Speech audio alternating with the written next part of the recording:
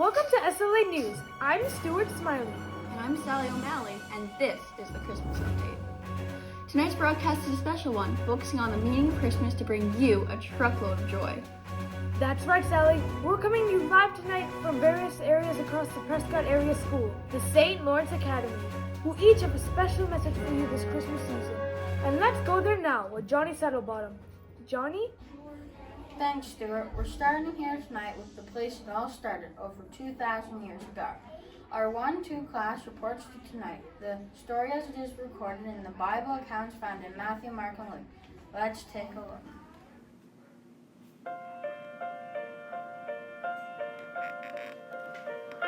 Many years ago, there was a young woman named Mary.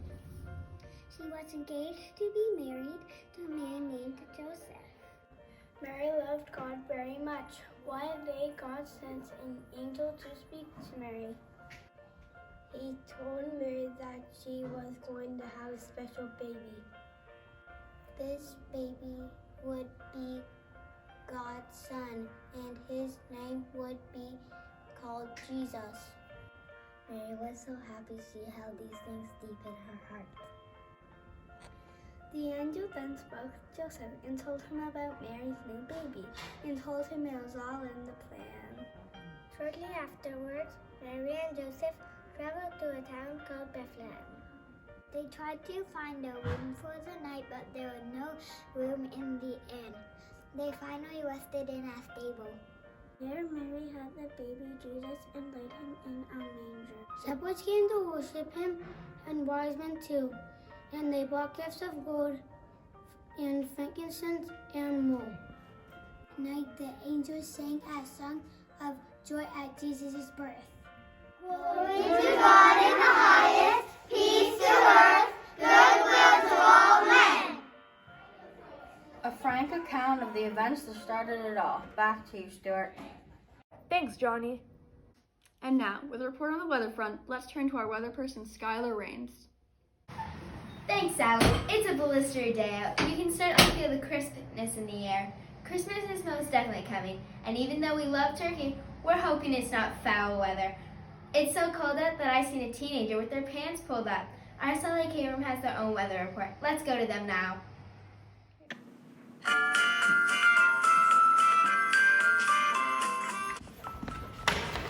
Carols singing in the frosty air. Holly wreaths are everywhere.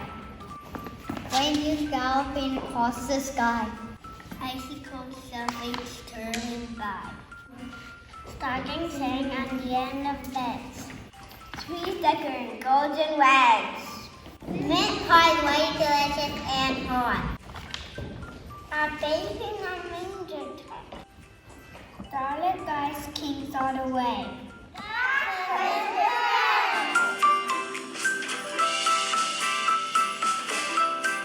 Just tell me when hibernation starts, because I'm 100% doing that this year. Back to you, Sally.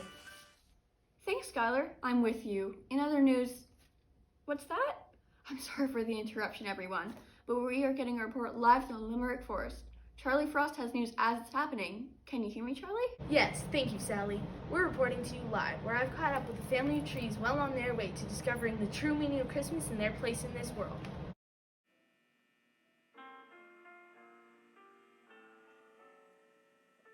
Once a little Christmas tree lived in a meadow unseen among a family of tall evergreens. He learned how to whisper the evergreen song with the slightest of winds that came gently along.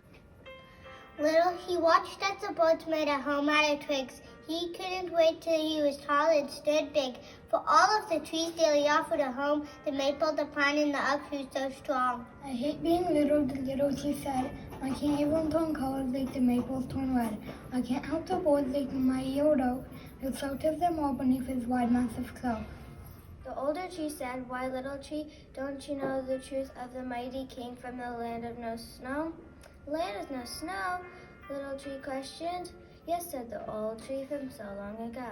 A great star appeared, giving boundless light over a manger on a long winter's night. A baby was born, a king of all kings, and with him came love over all living things. He lived in a country all covered in sand and laid down his life to save all of men. The little tree thought of the gift given by him, and then the big tree said with the happiest of grins, "We're not just trees, but a reminder of that day. There's a much bigger part in the role that we play." For on Christmas Eve, my life I'll lay down in exchange for a happier, more special ground. And as I stand dying, they'll adorn me with trim, and this will all be done in memory of him. Among a warm fire, with family and friends, in the sweet song of Christmas, I'll find my sweet end. You're right, little tree, we're not like the oak, who shelters all things beneath his great cloak. Neither are we like maple or walnut in fall, whose colorful leaves leave many in all. The gift that we give is ourselves limb for limb, in greatest honor and memory of him. The little tree bowed his head down and cried, and fought for the king who willingly died.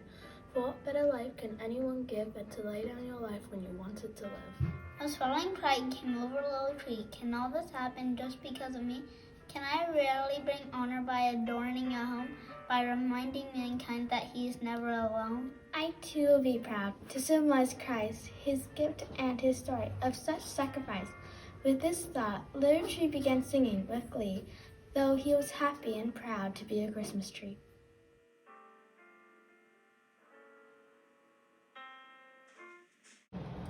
A heartfelt story from a new perspective. SLA News, always bringing you the latest. Back to you, Stuart. A touching story, Char. Thank you for that. The trees aren't the only ones looking for meaning. Let's join Roger and Dave now as they give us a peek inside what is going on inside the classrooms at the little school we call home. Thanks, Stuart and Sally. You find us here today at the St. Lawrence Academy where students are discussing all of the stuff that can crowd out the meaning of the season.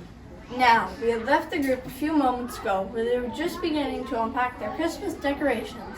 Let's work our way down the hallway now to get a peek into their classroom bustle. With lots of excitement, Stuart and Sally. Let's take a peek now. Okay, class, are you guys ready to get the classroom ready for Christmas? I love getting ready for Christmas! It's my favorite time of the year. It makes me get in the mood for Christmas. Yeah, I guess. I don't know. This Christmas stuff just takes over my house and gets in the way. Well, I'm glad that most of you are excited about getting the classroom ready, but UV is kind of right. The stuff of Christmas can get in the way. What do you mean? Well, why do we celebrate Christmas? It's Jesus' birthday. It's when Jesus came into this world as a baby. So why do we decorate then? Yeah, why do we fill our house up with all this stuff? Well, let's talk about some of the stuff of Christmas and see what it's all supposed to mean. Let's start with the tree that we're decorating. An evergreen tree has a very appropriate name. It is evergreen. It does not become dormant in the winter like other trees do. The color green represents a new life, and the needles are always pointing up towards heaven. We should be as the evergreen tree, always full of life, never becoming dormant in our life without Christ. I didn't realize. Wow, I didn't either. I didn't know if it stood for something. What is the meaning behind other things? Oh, there's so much more. How about we talk about some of these lights? Lights and candles are used to give light. When a room is full of darkness, even the littlest bit of light can brighten the whole room. There may be more darkness, but the light overpowers it every time. God says that we are that light in the world, and he asks that we share that light so that it can increase. Love the lights. They're so pretty. How about the ornaments? Ornaments are used to decorate Christmas trees each and every year. People look for the perfect ones to fit their tree. Our Christmas tree would just not seem complete without the ornaments. They can symbolize the blessings we have in our lives. Everything we have is due to God loving us so much that he wants to shower us with blessings.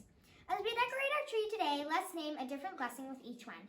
I bet that you won't run out of things you're thankful for. Blessings! We have so many blessings. Our homes. Our school. Our friends. Our families. You're right. There are too many to count. It doesn't look too bad, and it means something too.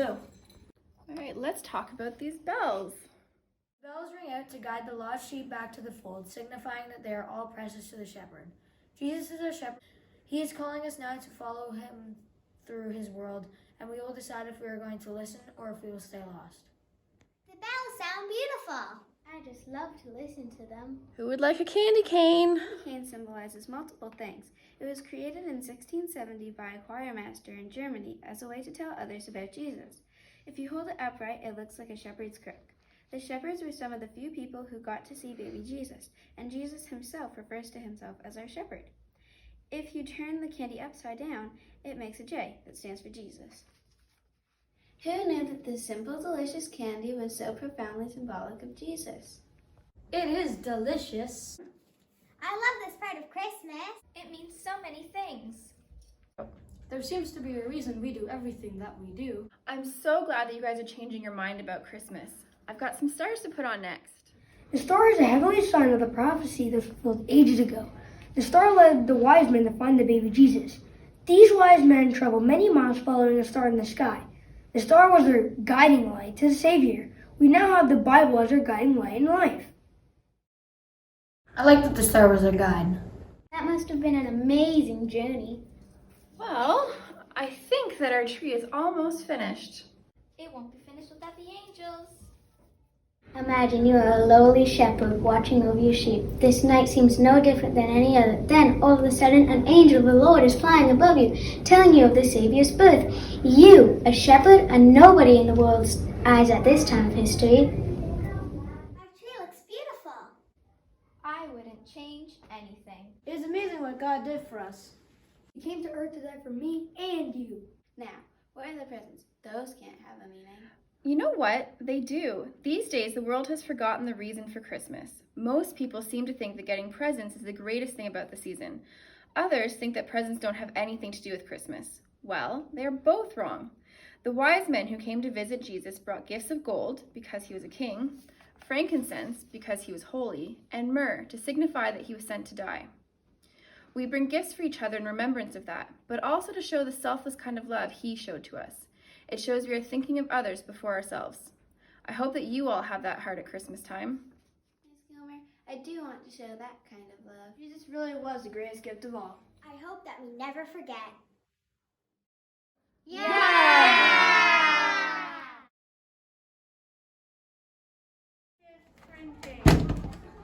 And there you have it. There is truly a meaning behind everything we do at Christmas time. As they say, there is a reason for the season. Back to you. Wow, my eyes were opened. I certainly did not know the meaning behind all that stuff, as the one student put it. Yes, it certainly makes me look at all the usual Christmas traditions in a new light.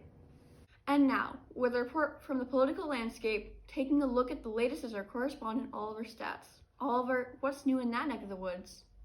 Thanks, Sally. I was here to give you the latest on the political front tonight, but with so much turmoil and uncertainty, fear and loneliness in this world, I think I'm going to predict something else this Christmas for the future of our country. My prediction is this, that you will leave all the stats, the disagreements, the conspiracies behind this Christmas, that you will concentrate on the reason for the season, Jesus, your family, your friends, and the time you have together. As we all stay home this Christmas, I think we will see it as an opportunity to spend precious, concentrated time with the ones we love. We can't be everything to the world, but we can be the world to our families at this time. What do you think, Stuart? Thanks, Oliver. Looks promising. Leaving on a high note, the Christmas crew is here to finish the evening with a high level of energy and Christmas cheer. Christmas crew, welcome. Thank you. Merry Christmas. Merry Christmas, everyone. Thank you. Christmas crew, what message would you like to send us off with tonight? Well, Stuart and Sally, thank you so much for having us. Yes, we're so happy to be here. Tonight we are here to send you off with Christmas cheer. Ready, crew? Sure. Woohoo! Let's do this. There's so much more to Christmas than candlelight and cheer. It's the spirit of sweet friendship that brightens up the year. It's the thoughtfulness and kindness and hope to be born again. For peace, for understanding, for goodwill to all men. Merry Christmas!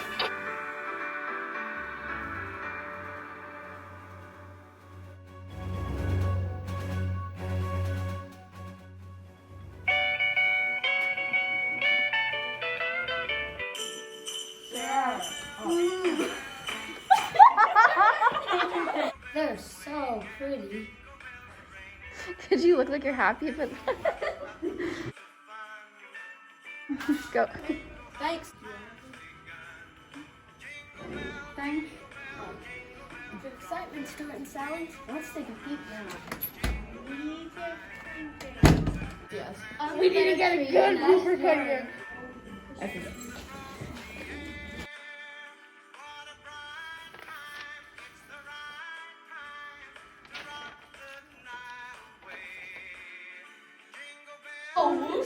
Okay, I'm still filming, guys. All Oh my gosh. I forgot that I didn't stop it actually. 2, 3.